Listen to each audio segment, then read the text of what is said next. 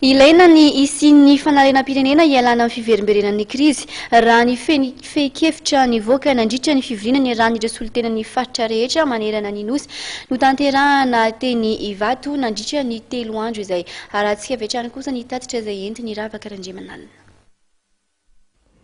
Tsy azo iodivirana ny fanarenam-pirenena alohan'ny fifidianana mba hialana amin'ny fiverimberenan'ny krizy eto Madagasikara. Ny fifidianana ihany no vahaolana amin'ny fahamanan'ny krizy eto Madagasikara, saingy mitako kosa ny hisian'ny fitoniana ny famelan-keloka ary ny fampihavanana izany. Isan'ny misongadina tamin'ny feikefitra nivoaka nandritra ny fivoriana atelona Teny Ivato moa izany. Fanangana dina piarahana na charte du peuple.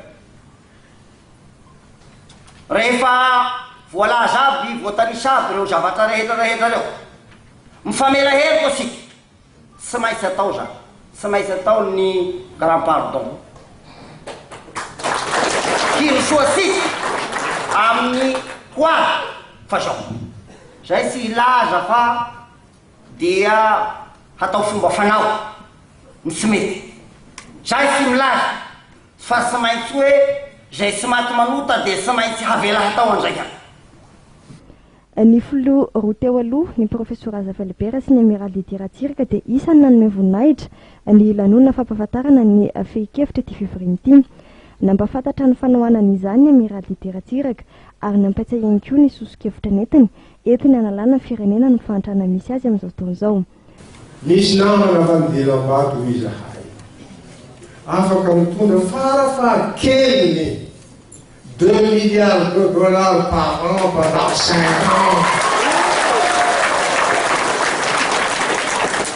Afaka manatanteraka ny vetsivetsipony vahoaka malagasy sy ireo programa nasanareo reo. Andao isika anao saina miara-mandinika, tanana miara-mibata, soroka miara-milanja, tongotra miara-mamindra.